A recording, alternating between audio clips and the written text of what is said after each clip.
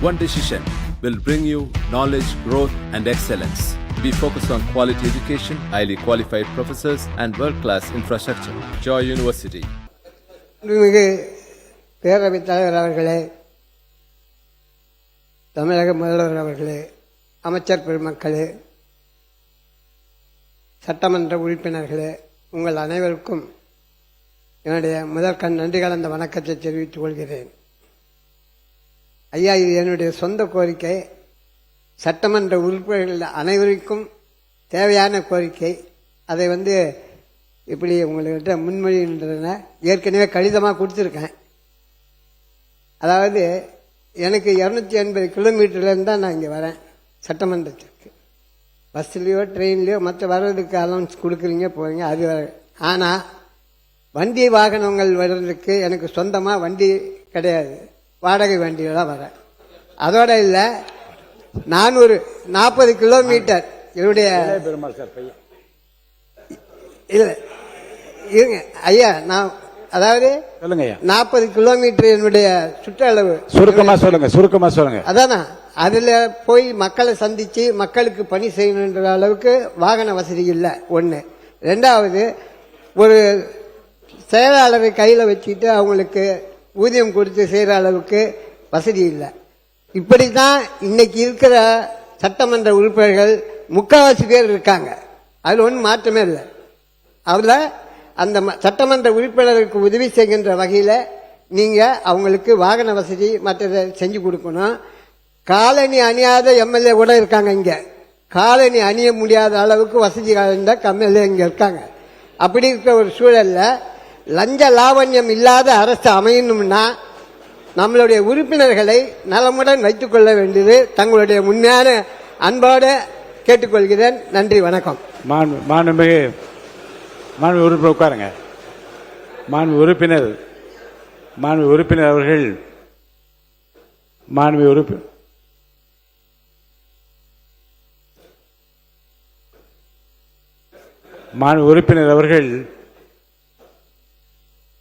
உறுப்பினர் அவர்கள் சட்டமன்ற உறுப்பினருக்கு நேர்மையும் உண்மையுமாக நடக்கிற போது சிரமங்கள்லாம் ஏற்படலாம் என்று கருதி சொல்லியிருக்கிறார் என்று நான் கருதுகின்றேன்.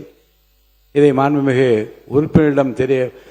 உறுப்பினர்கள் மற்றும் தமிழக சட்டமன்ற பேரவை மேலவை முன்னாள் உறுப்பினர்கள் நற்பணி சங்கம் அவர்களும் சில கோரிக்கைகள் எல்லாம் வைத்திருக்கின்றார்கள். மாண்புமிகு முதலமைச்சர் அவர்கள் இந்த அவையில் இருக்கின்ற காரணத்தினால் நேரடியாக அவருடைய கவனத்திற்கு கொண்டு செல்வது என் கடமை என்று நான் கருதுகின்றேன். ஏனென்றால் நமக்கெல்லாம் தெரியும், கிள்ளி கொடுக்கிற கரங்கள் அல்ல அவருடைய கரங்கள், அள்ளி கொடுக்கிற கரங்கள். அந்த வகையில் அவையில் அமர்ந்திருக்கின்ற அனைத்து சட்டமன்ற உறுப்பினர்களுக்காகவும் முன்னாள் சட்டமன்ற உறுப்பினர்கள் நற்பணி சங்கம் கொடுத்திருக்கின்ற கோரிக்கையும் மாண்புமிகு முதல்வர் அவர்களின் கவனத்திற்கு நான் கொண்டு வர விரும்புகின்றேன்.